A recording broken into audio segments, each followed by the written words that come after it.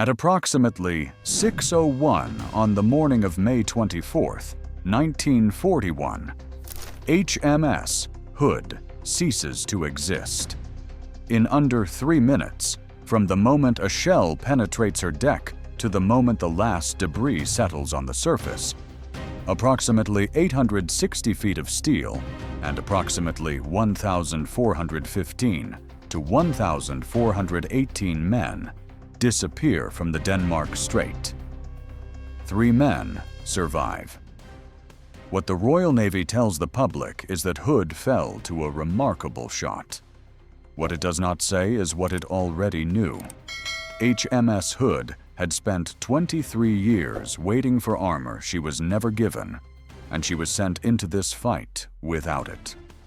Hood was launched in August 1918.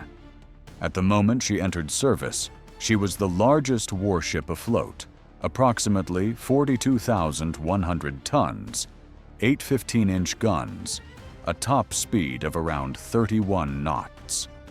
For 2 decades, she was the centerpiece of every fleet review, every diplomatic projection of British naval power. Schoolchildren knew her name. Newspapers printed her silhouette. She was also, from the day she commissioned, unfinished. Hood was a battle cruiser, a warship class that deliberately traded protective armor for speed and firepower. Her designers understood the trade-off. They also understood that her deck armor, as built, was insufficient against plunging fire. Shells fired at range that descend near vertically onto a ship's horizontal surfaces rather than striking the armored belt from the side. The solution was planned and documented from the outset. Hood would receive substantial deck armor upgrades before being exposed to an enemy capable of firing at range. Those upgrades were deferred through the interwar years. When war came in 1939, dry dock time could not be spared. By May 1941, Hood was 23 years old, and her deck remained as it had been in 1918. The ship held up as Britain's most powerful warship was carrying a structural vulnerability her own institution had documented and never resolved. Welcome back to Dark Ledger.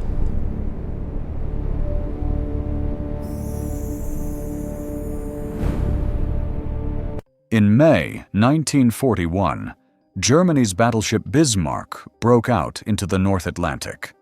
She was among the most capable surface vessels the Kriegsmarine had deployed. Modern, heavily armored, with a fire control system that represented current German naval engineering. Her mission under Operation Rheinübung was to intercept and destroy Allied convoys supplying Britain from America. The strategic threat was serious and immediate. The Royal Navy's response was to send Hood. Vice Admiral Lancelot Holland commanded the interception force from Hood's Bridge. Alongside her was HMS Prince of Wales, a new battleship so recently commissioned that civilian contractors were still aboard, completing installation work on her gun turrets. She had fired only a handful of practice rounds. Holland had one significant tactical problem: closing the range. The faster he moved to engage, the less time his ships spent under German fire. But the approach angle he chose, one that brought his squadron in rapidly, meant his ships could only bring their forward guns to bear. More critically, it meant their decks, rather than their armored belts, faced the incoming German fire. It was the angle of maximum exposure for a ship whose deck armor had never been upgraded. What Holland knew about Hood's limitations when he chose that angle, the inquiry record does not clearly establish. The engagement begins at approximately 5:52. Hood fires 5 salvos. The Bismarck and her escort, the heavy cruiser Prinz Eugen, return fire. During the 5th German salvo, a shell strikes Hood's deck. It does not strike the armored belt. It penetrates the deck. the surface that had been waiting for upgraded protection since 1918, and according to both inquiries' conclusions, detonates in or adjacent to Hood's 4-inch or 15-inch aft ammunition magazines. What follows is not a fire. It is not a flood. The magazine detonates. The force of the explosion is sufficient to hurl Hood's massive gun turrets, each weighing approximately 860 tons, clear of the hull. The ship does not sink. She is dismembered. Of the approximately 1,415 to 1,418 men of the Royal Navy aboard Hood that morning, 3 are pulled from the water alive. Ordinary signalman Ted Briggs, able seaman Robert Tilburn, and midshipman William Dundas. The Denmark Strait water temperature is near freezing. For the men who reach the surface, survival is measured in minutes. For most, there is no surface left to reach. Vice Admiral Holland dies in the sinking. Captain Ralph Kerr dies in the sinking.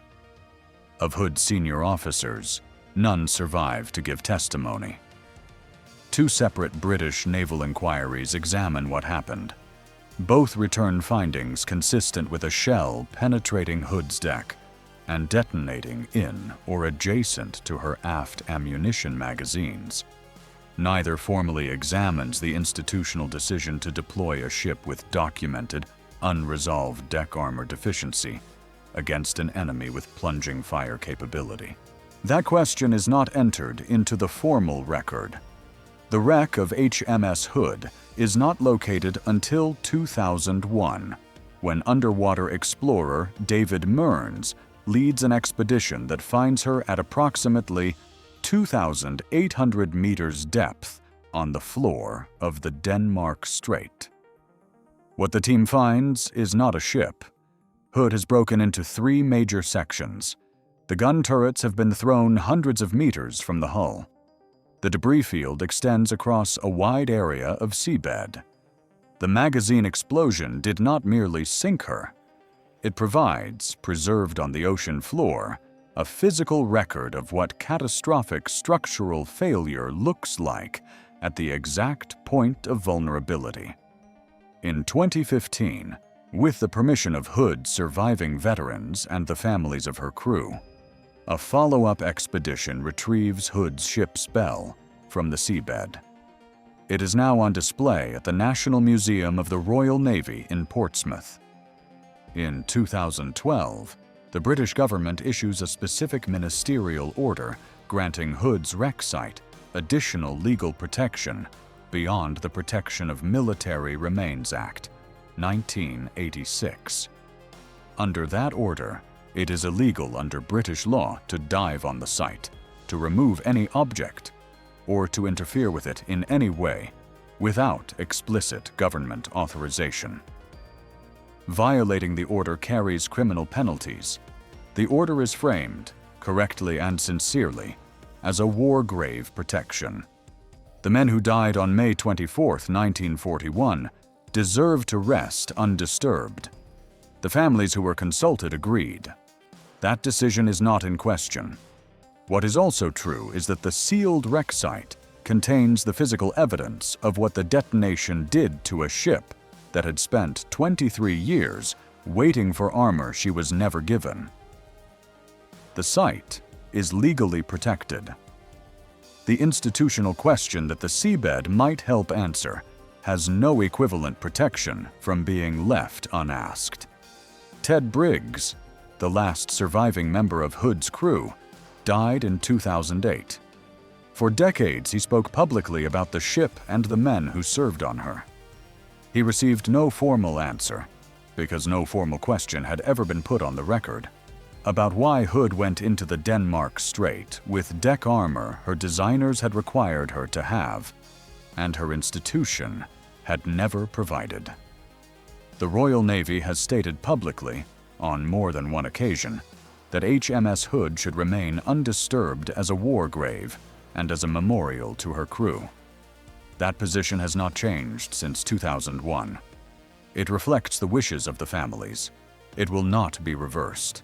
The men of HMS Hood are still in the Denmark Strait, at approximately 2,800 meters depth, exactly where they have been since the morning of May 24th, 1941. The Royal Navy knows precisely where they are. The institution that sent them there has decided to leave them where they fell. The armor was always intended. The reckoning never was.